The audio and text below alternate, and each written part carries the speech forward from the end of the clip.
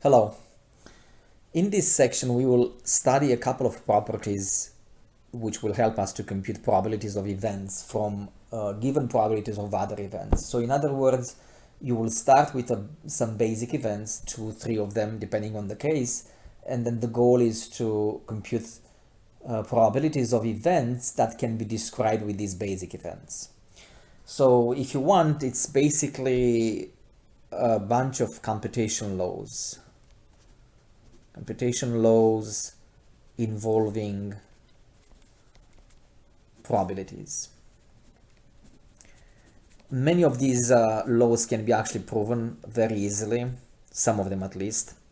And just to illustrate, I'm going to illustrate how you would prove essentially one of them.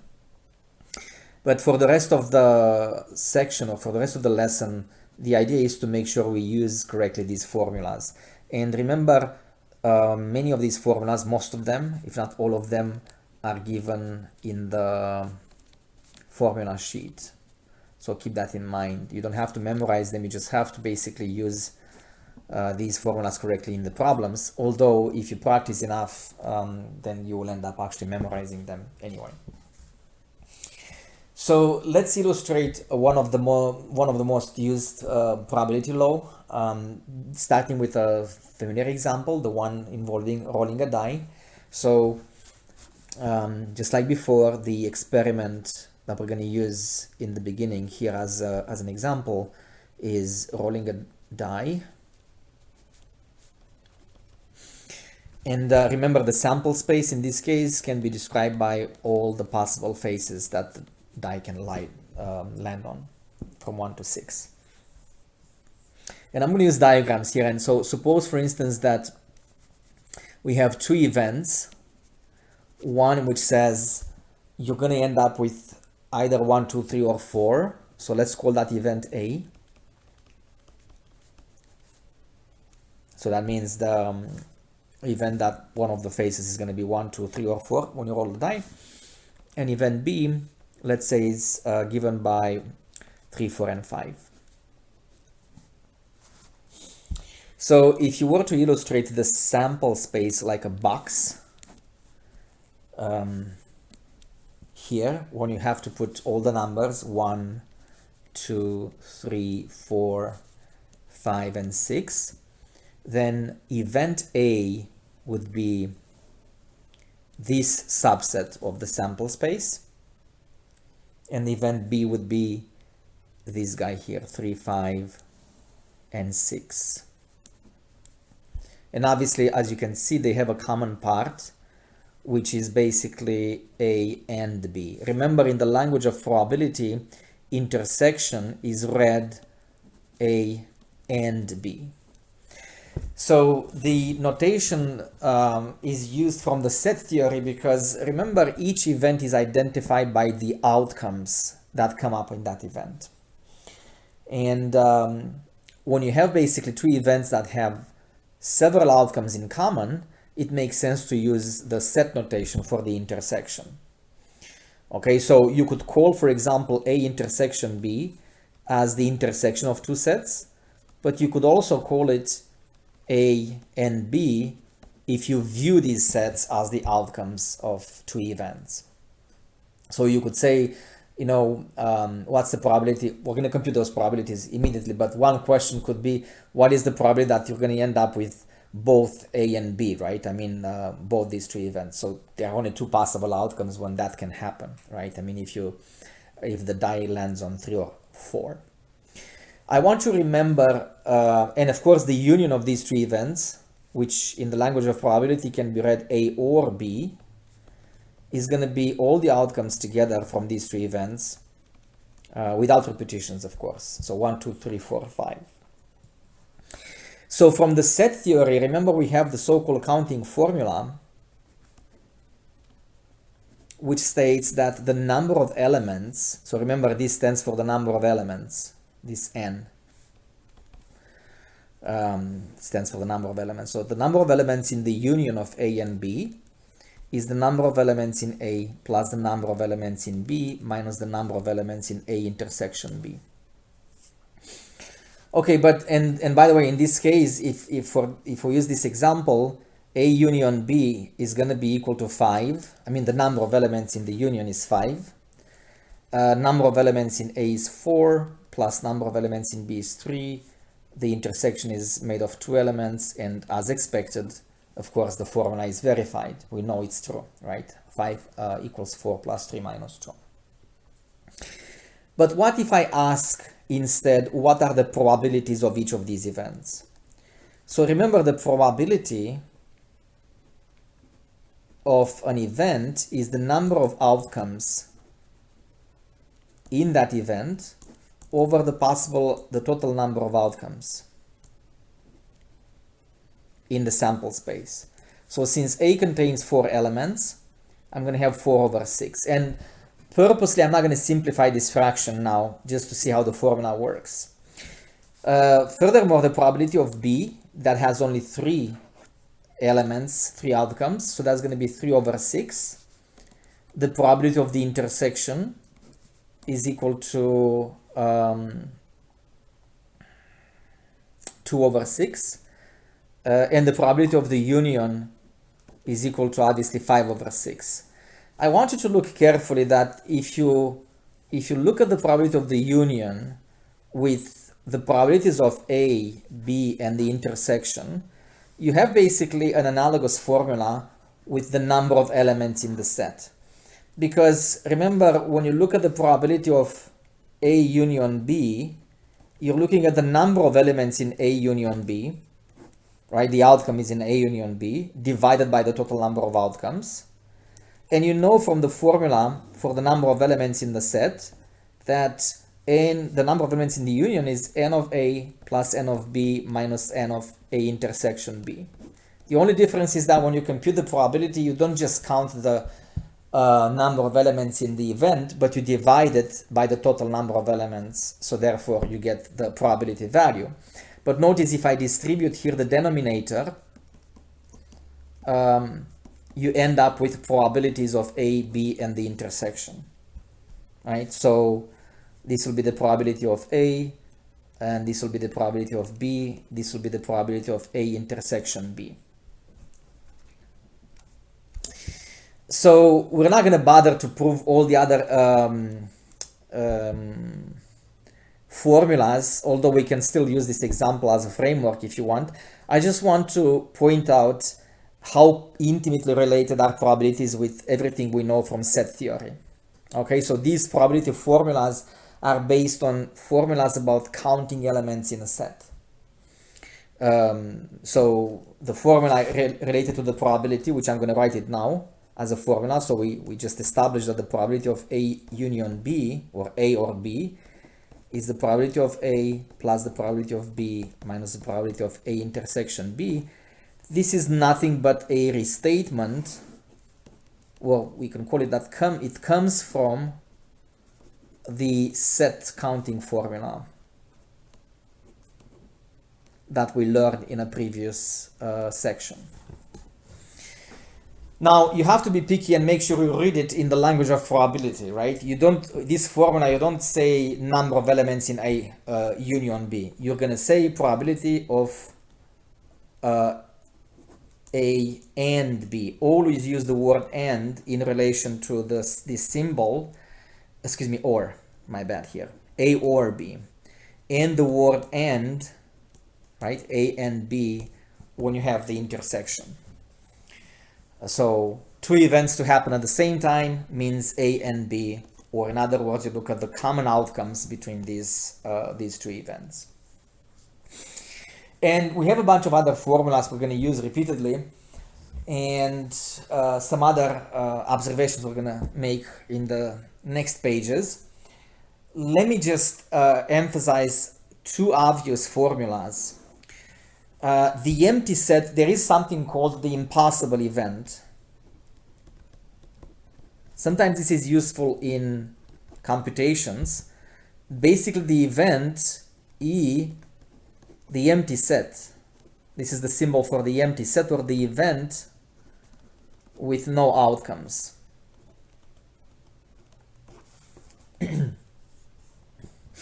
Okay, so for example, if I formulate the event here, what's the probability or the event of having a face equal to 7?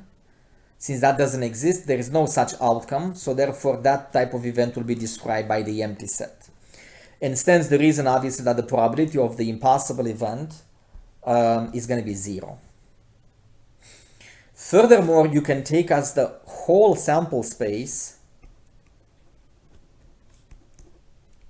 as an event in itself.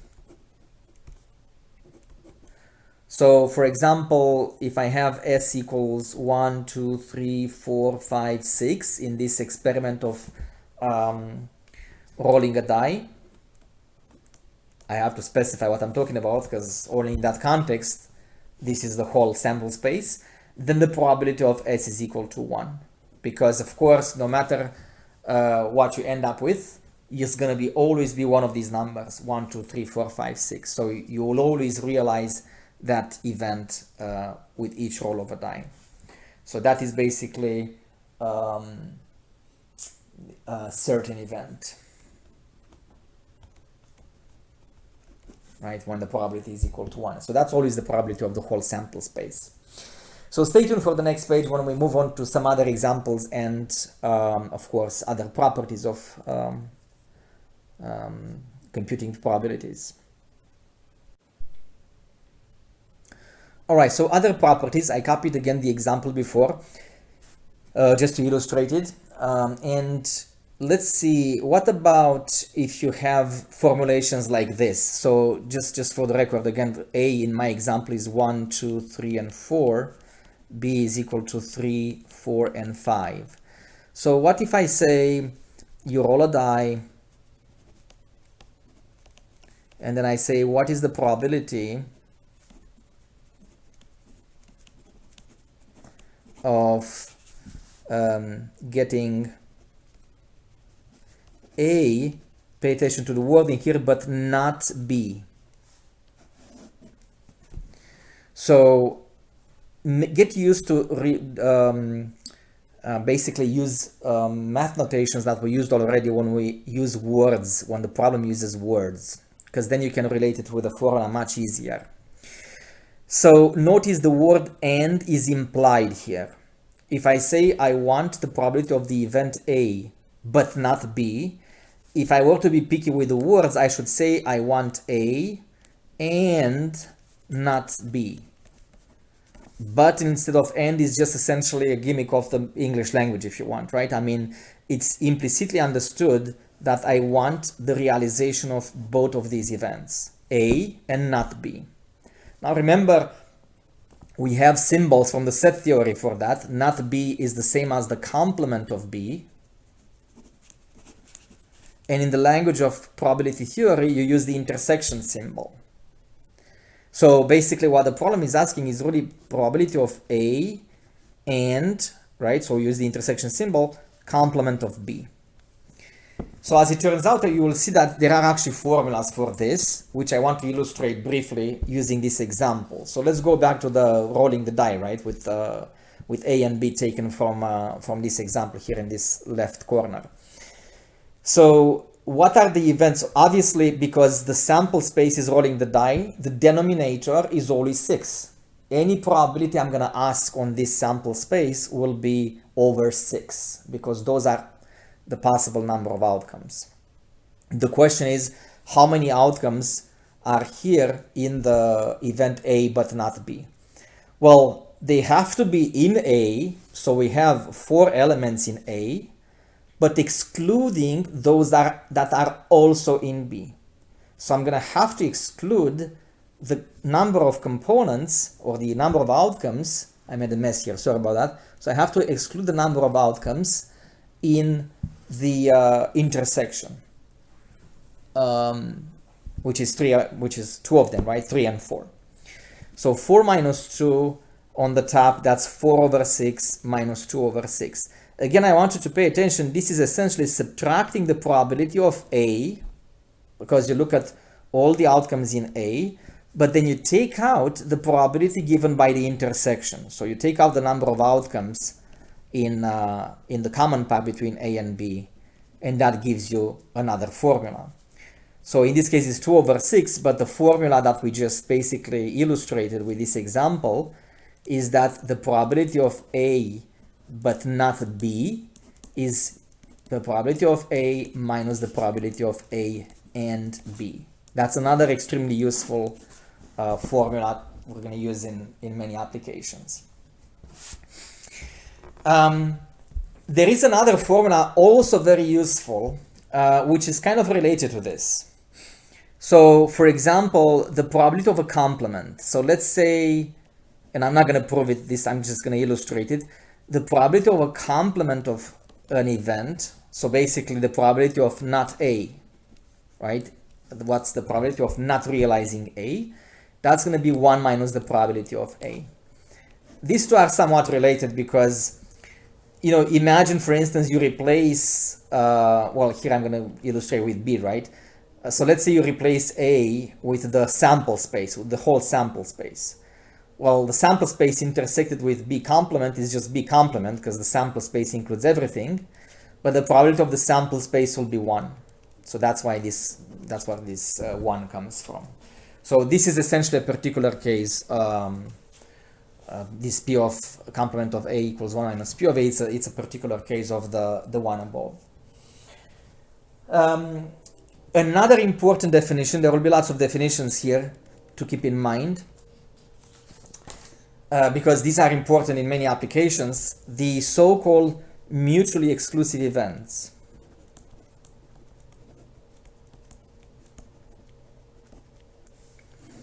These are the events with no outcome in common. So for example, if I go back to the rolling of the die and I look at the possible outcome, for example, if this is event A, let's say A is equal to 1, 2, 3, and B equals 5 and 6, because the common part between A and B is the empty set, so no outcomes in common, then A and B are mutually exclusive. So that means there is no way for both of them to be realized. If I roll a die, you can't at the same time end up with an outcome in A and an outcome in B, because there is no such outcome in common. Whereas in the previous example, of course, if the die ended up with phase 3 and or the die ended up with phase 4, of course, that means you just realize the common part, P of A intersection B. So what is the difference in terms of the computing of the probability? Well, in this case, probability of A or B is simply the sum of the probabilities, because the probability of the intersection is equal to 0. This is not given as a separated formula, because once you know the main formula, the one including the intersection, you just have to remember that the probability of the empty set is equal to 0, or the probability of the impossible event. Many problems will have events purposely given to be mutually exclusive, so you can follow it easily. We'll go over an example immediately, but this formula extends to any number of events. So if you have, let's say, E1, E2, up to En, all of them mutually exclusive, then the probability of the union of them is just the sum of the probabilities.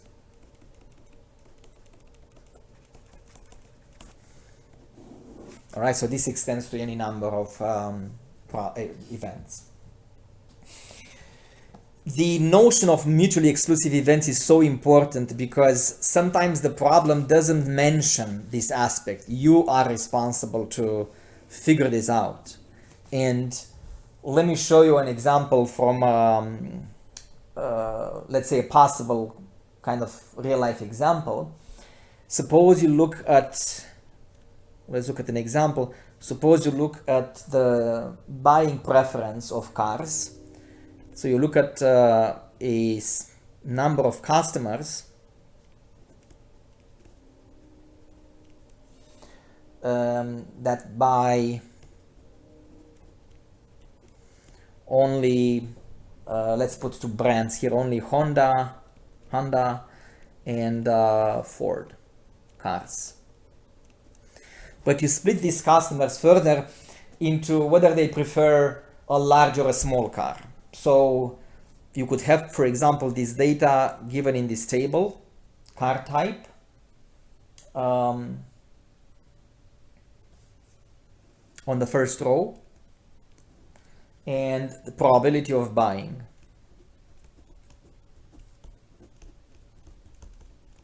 Notice here we don't bother to specify what the experiment is, right? It's implicitly understood.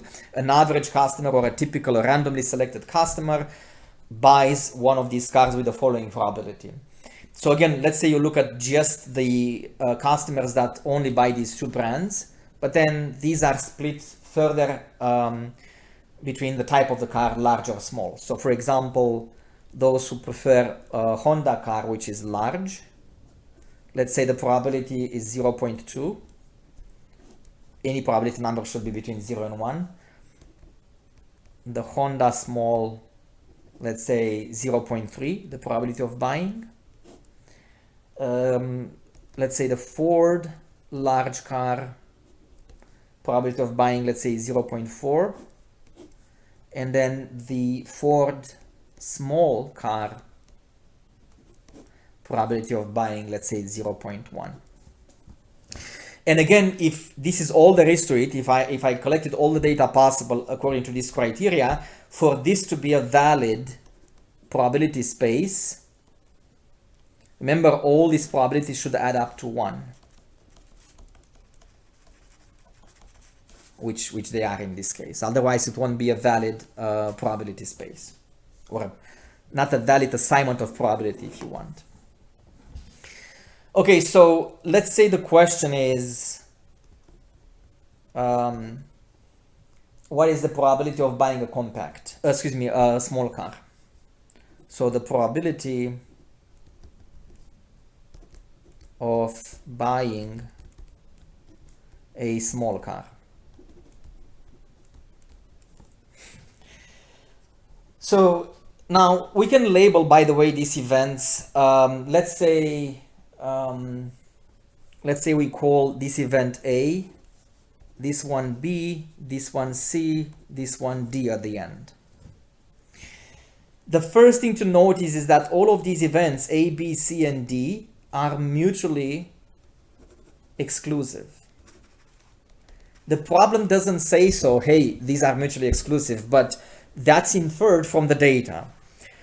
Because we can't have both a large and a small car, right? I mean, if each of them is either a large or a small car, and either Honda or a Ford. So for example, if you look at the two possible large cars, one is Honda, one is Ford, they can be both at the same time.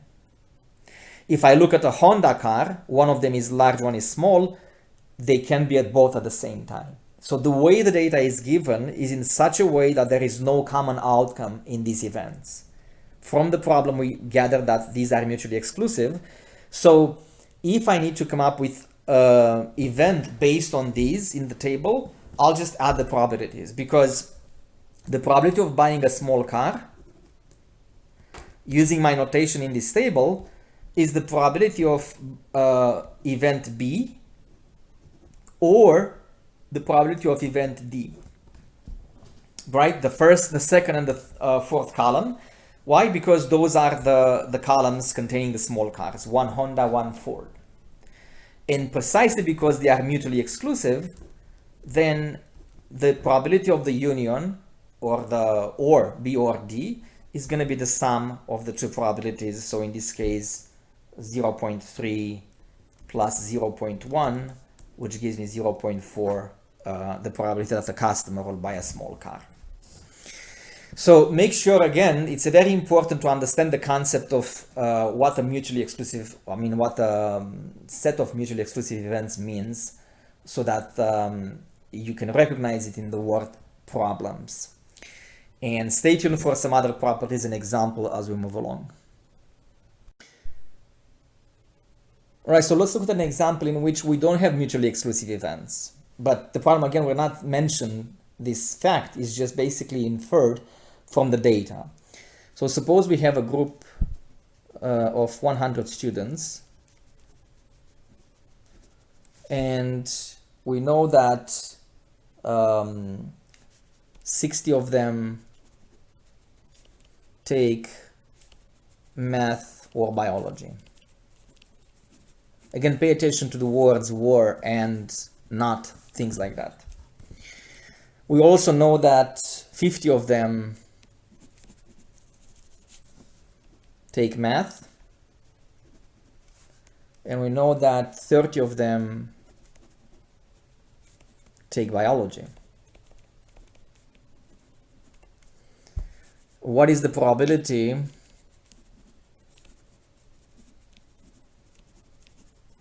that a student from this group will take both math and biology? So it's kind of unclear that, you know, the two events, math and biology, taking math, taking biology, are not going to be mutually exclusive. So let's actually denote using letters these events. So let's say A is that a randomly selected student. So a student take math. So or let's put it this way: A students that take math, B students that take biology.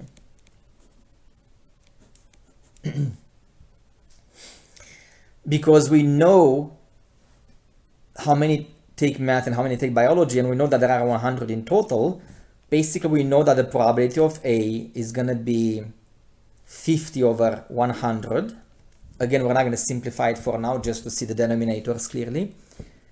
The probability of B, those who take biology, will be 30 over 100. And the probability of A or B, right, taking math or biology, so make sure you use the union symbol, is 60 over 100. So now to answer the question, what is the probability of taking both math and biology, we just do the formula. So P of A union B, P of A or B is P of A, probability of A, plus the probability of B minus the probability of A and B. So we can simply solve for the probability of A and B by plugging in what we know already, right? So the probability of the A or B is 60 over 100, probability of A 50 over 100, 30 over 100 minus P of A and B, which we're going to solve for. So combine these fractions on the right, 80 over 100, move the terms around. So we're going to have 80 minus 60 over 100, which is 20 over 100. And now if you want, you can simplify at the end. That's 1 over 5.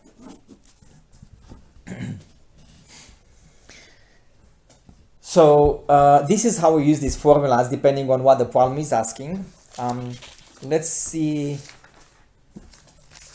a bunch of other examples just to practice. I want to do another one based on a table, and then a bunch of other ones in the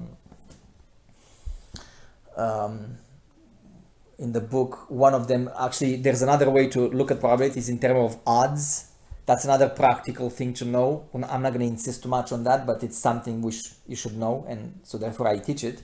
It's just not going to be a big deal. But another way of looking at probabilities in terms of odds for whether an event will happen or not. But here's another example. Let's say we have a data about percentage of residents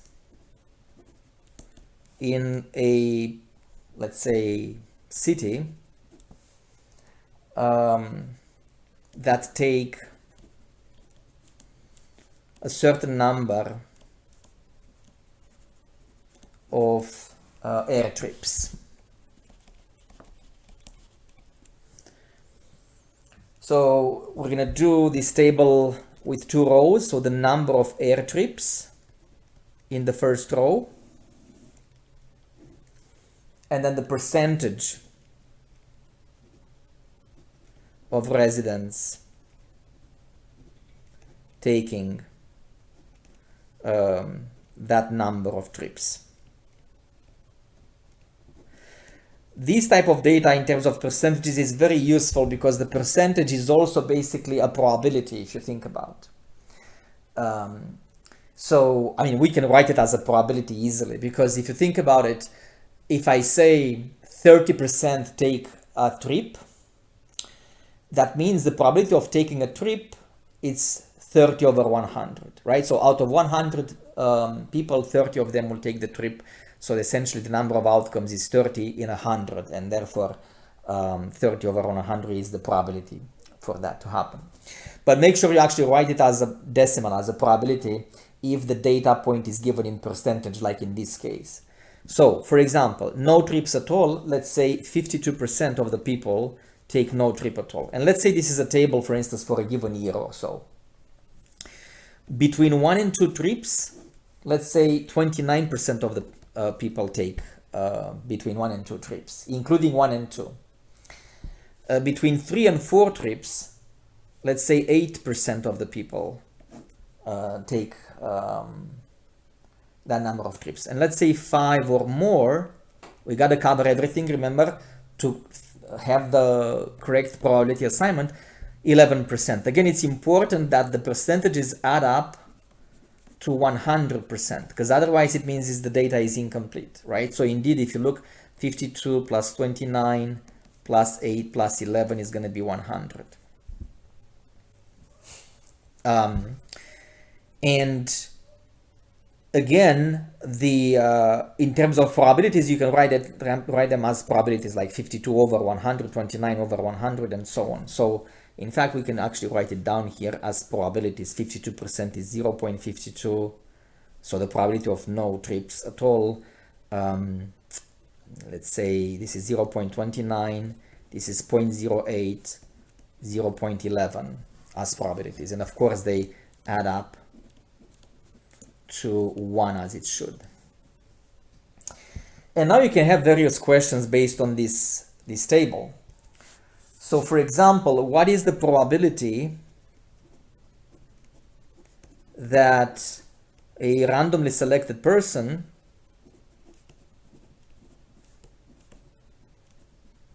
did not travel at all? Well, in this case, it's just one outcome. I mean, like one event already given, right, in the problem. So let's call the event no travels A. Let's call the second event B, the third event C, and the event of D or more, 5 or more trips, let's call it D. And again, I forgot to mention the most important thing. Notice these are mutually exclusive events, right? I mean, either you cannot have, let's pick any two of them. There is no outcome in common, right? You cannot have at the same time between 1 and 2 trips and at the same time 5 or more. So the data is broken down so that there is no overlap, right? These are mutually exclusive events. The first question happens to ask just the probability of A, right? So no travel at all, that means 0 trips, and that's already given in the problem. You just copy the data from the table. P of A is 0.52. What about more than 2 trips? Let's see, yeah, more than 2 trips. So at part B, what is the probability of more than 2 trips? Be very careful whether 2 is included. If I say more than 2 trips, what I mean is 3, 4, 5, 6, and so on. So that means this event is made of C and D. So those who have between 3 and 4 trips, 3 or 4 trips, or 5 or more trips. So what I'm really asking is probability of C, A, or D, C union D, which is the probability of C plus the probability of D, since they are mutually exclusive, 0.08 plus 0.11, that's going to be 0.19. Again, the only reason you can just add them is because they are mutually exclusive. What about the probability of fewer than 3? Well, fewer than 3 means 2, 1, or none, right? So 2, 1, or 0 trips, which in the table, that's simply the probability of A union B. These are mutually exclusive events. So that's 0.52 plus 0.29, which gives me 0.81.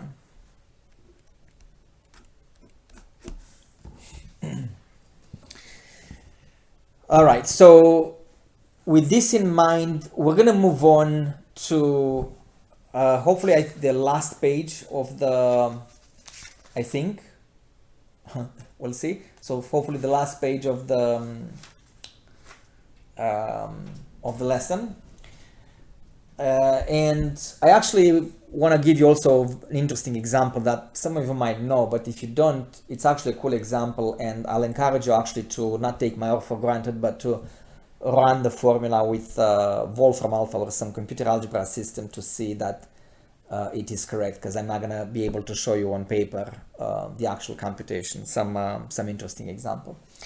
So stay tuned for the next page, hopefully the last one.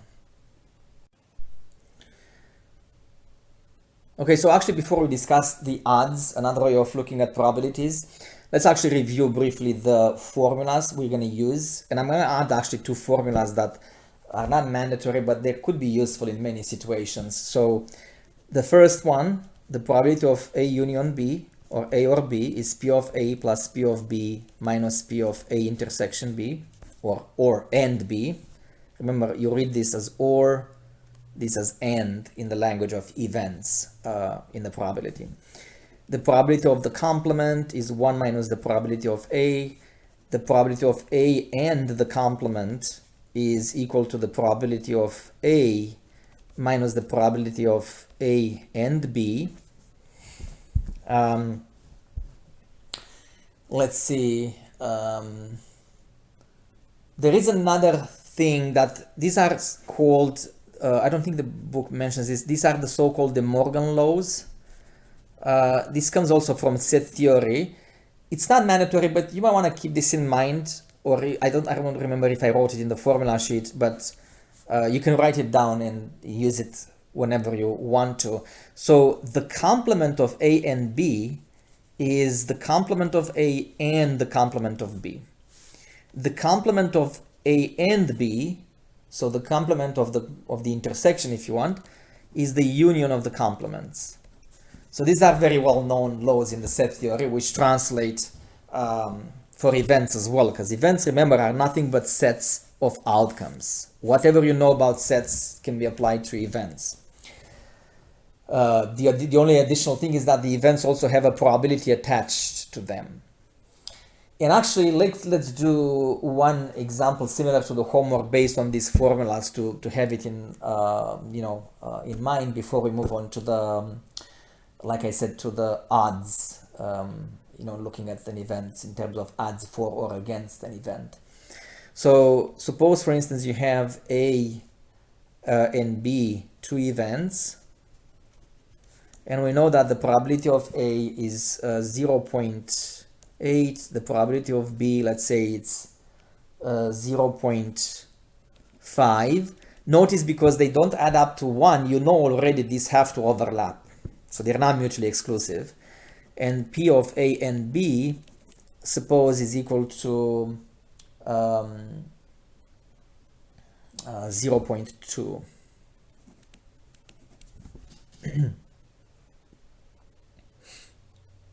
Okay, so let's say we want the probabilities of the following. A or B. Sometimes the problem gives you the event to compute in terms of words like or, right? So here, remember, what they really ask is the probability of A or B, right? I mean, that's the same as the union of two sets, and that means you're going to use the first formula, P of A plus P of B minus P of A and B. So you simply plug in 0.8 plus 0.5 minus 0.2. Oops, I didn't actually put the data correctly here because this should, I put wrong values which won't add up correctly because any probability should be less than 1. So let me fix it quickly here. So let's say P of A is 0.6. Sorry about that.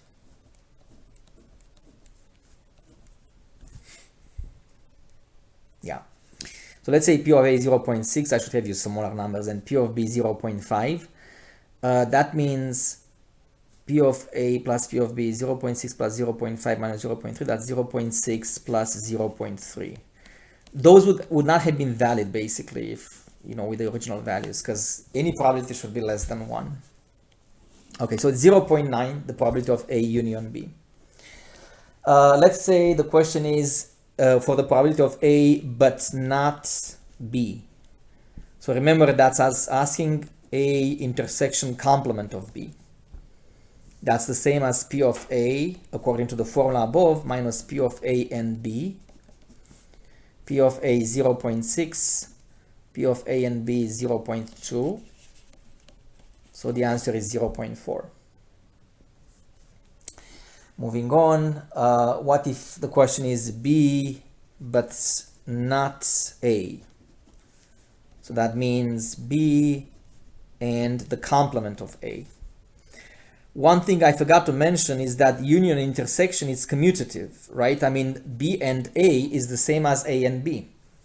So these two are the same, which means this is just 0.5, the probability of B, minus the probability of B and A, which is 0.2. So the answer would be 0.3. And let's use another one. What if I ask neither B nor A? So that I'm really asking about the probability of the complement of B and the complement of A. Neither B nor A. So this is actually a good example in which these De Morgan laws come very, very handy. Because if you think about it, I know the union of the two sets. I already found before the probability of the union. When you have the intersection or the union of two complements, if you look at the right-hand side of these laws, you can quickly express either of them in terms of the complement of the other operation, union or intersection. So if I know already I can compute easily the union between A and B, it's very handy to use this first law from right to left and say, well, neither B nor A, or complement of B and the complement of A, is the same thing as the complement of the union between them. And remember, that's commutative, is the same as the complement of A union B. So you can interchange inside the order A union B or B union A is the same thing. Why is that helpful? Well, now I can look at this formula, take a look at the corner here. So I know that the probability of a complement is 1 minus the probability of the original. But now we know from the problem already that the probability of the union, that was actually not from the problem, but from part A, we computed that the probability of the union is 0.9. So therefore 1 minus 0.9 is 0.1. And I can find the answer that way. So this is where the value of these formulas comes to be, because otherwise it's not going to be that easy to come up with with the answer unless we manipulate these things like that. Okay, so like I said before, sometimes probabilities, especially if you're a fan of sports betting, probabilities are given in terms of odds for or against an event. So let's write two definitions here to use for later. Let's say we have an event E, and we have two ways of expressing, except the probability of E. We have two ways of expressing whether E will realize or not. So let's say the odds for E are A to B. So pay attention to this wording here. The odds for the event to be realized are A to B. In this language, in this formulation, what you mean is that out of A plus B cases, A will satisfy E. So if you have A plus B instances of the event of the experiment, you expect that event E will realize A times. So in other words, odds for E are A to B is equivalent to saying the probability of E is A over A plus B.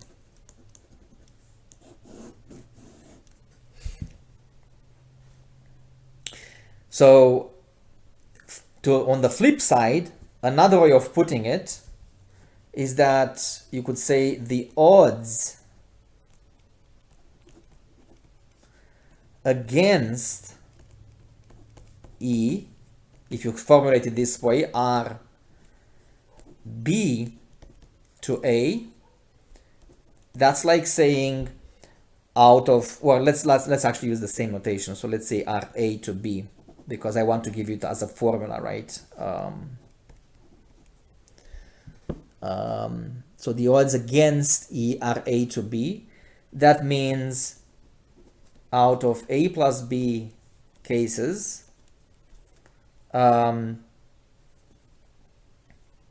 B will satisfy the event E. It's just a matter whether you specify the number of cases when it's not realized or when it's realized. So if I say odds against E are A to B, that's the same thing as the probability of E is B over A plus B, right? The first thing is going to be the number of cases against the event, and in this alternative formulation, A denotes the number of cases for the event when the event actually happens. Honestly, it's a little bit of a gimmick, and I'm not going to insist on this too much, but because it's used quite often in a regular language, we should probably know what we mean by that. So let's go over a quick example. So if I say odds are 3 to 5 for the event E, what I mean is that the probability of E is 3 over 3 plus 5, or 3 over 8. I'm mentioning first the number of cases in favor of the event. For the same event, I could say the odds are 5 to 3 against E. That'll be precisely the same event, right? It's just that I specify first the cases when the event is not realized. So again, it's 3 over 3 plus 5 equals 3 over 8.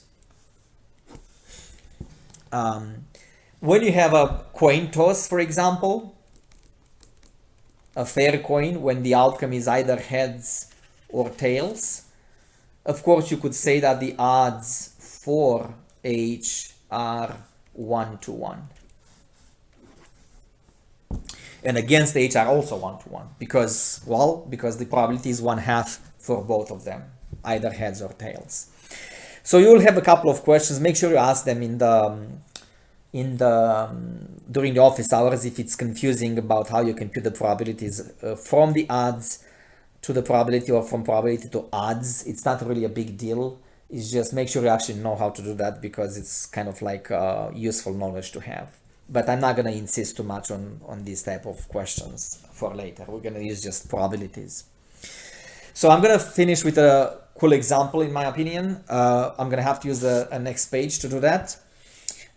Please take a moment to actually verify the computation, because some of you might be surprised by the answer. Okay, so stay tuned for the last example.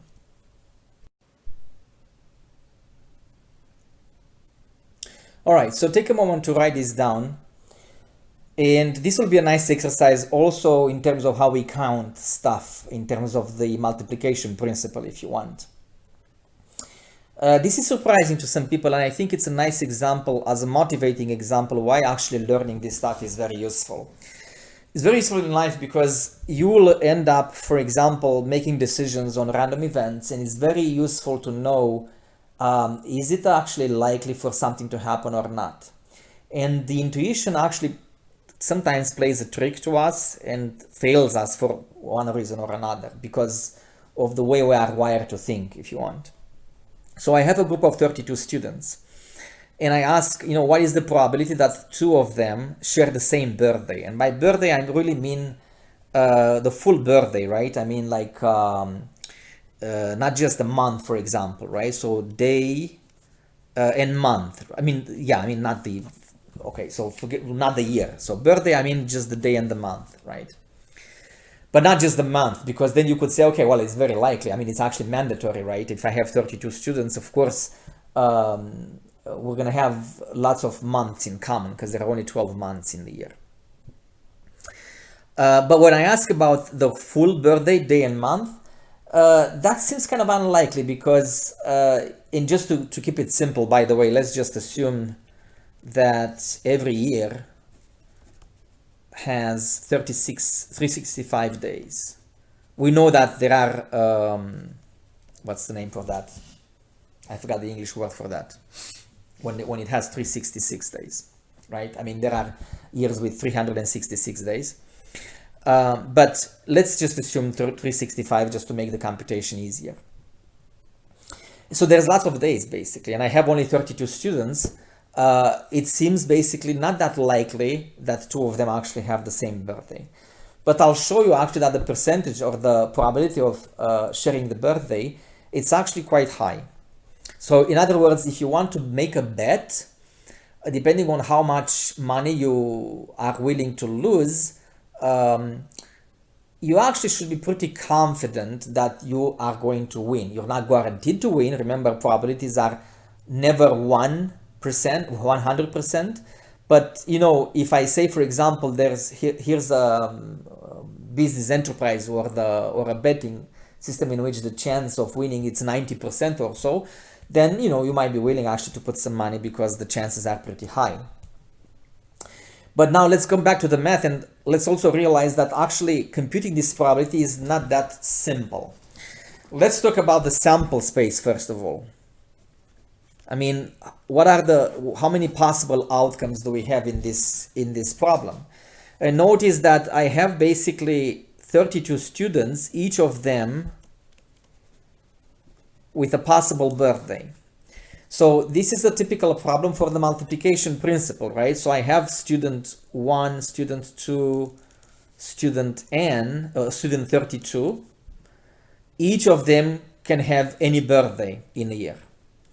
So you have basically a selection of 32, or a selection of 32 items. In this case, birthday for each of them. Each item, each birthday has 365 possibilities. So you have 365 choices for each selection, for each student. So because of the multiplication principle, the number of outcomes is huge actually in the problem. It's 365 times 365, 32 times. So it's 365 to the power 32, right? A big number. These are all the possibilities because each student can have any birthday in the year, right? So 365 multiplied by itself 32 times. Another little trick is that you should realize that it is easier to compute the probability of the complement. So pay attention, because this is a little trick that we're going to use in other problems as well. Because what I'm interested in is the probability that at least two students share the same birthday, right? Or I should say here at least two, not precisely two. At least two students share the same birthday. So the event A is at least two students share a birthday. It is much easier to compute the complement of that event, which is no two students share a birthday, because it's easier to use the multiplication principle in that case as well. So let me illustrate how we can compute the number of outcomes in the complement, so we can compute eventually the probability of this complement. Student 1 can have 365 choices for the birthday. If I want no two students to have the same birthday, the second student in the list can only have 364 choices. And just to see the pattern, let's write it like 365 minus 1. So he has one choice less. Again, if I'm looking for no two students to share a birthday. The third student in the selection has only 363 choices, which is 365 minus 2, right? Because it has to be different than the previous two. So as you move down the list, each student will have one option less in terms of how many birthdays he or she can have. Now notice the pattern here. You can think of first student as being allocated 365 minus 0, the second student 365 minus 1, the third student 365 minus 2. When you get to the 32nd student, that's going to be 365 minus 31 if we keep the pattern.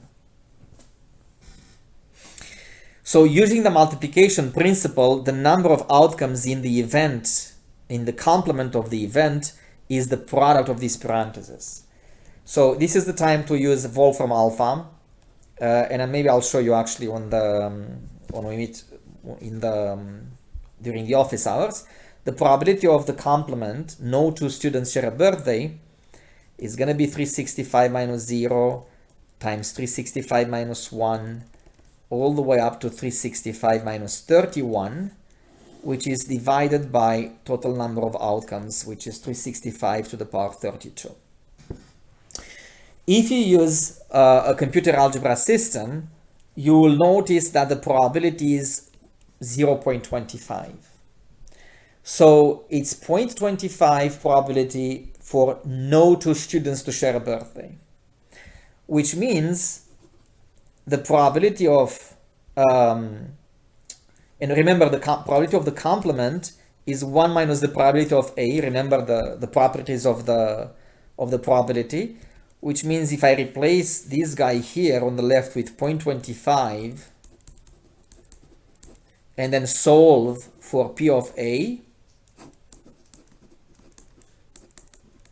P of A is minus 1 minus 0.25, which is 0.75. So basically, the probability of at least two students sharing a birthday in a class of 32 students is 75%, which is pretty high. When I usually teach this class in a regular setting, if I have enough students in the class, I actually test it. One time it so happened that no two students shared the birthday, because remember, there's still 25% chance that no two students will share a birthday, so that's not like guaranteed. But at least in two other occasions, there was a match, right? It's a pretty good chance. I mean, I'm willing to bet some money, for instance, if I could on this. And of course, if we get to groups like 50, 60 people, the chances are much, much higher. And you can actually do the exercise yourself if you got the hang of it and you realize how you could do this and see what are the odds for sharing a birthday in a larger group. So this is basically I guess the reason why intuitively doesn't make, not that doesn't make sense. People sometimes have the wrong intuition on this problem, is because they look at these days as a whole. But if you think about the number of months, there are already lots of matchings in terms of the months. They have to be, right? Because you have only 12 months and 32 students. And if you view it that way, you would realize that, yeah, okay, if you pick all the people who share the months, and there has to be a bunch of them, then maybe the probability is not that low that they will also share the day of the birth. So with that in mind, that's it for today. We'll move on with the next topic on the next episode, so to speak. See you later.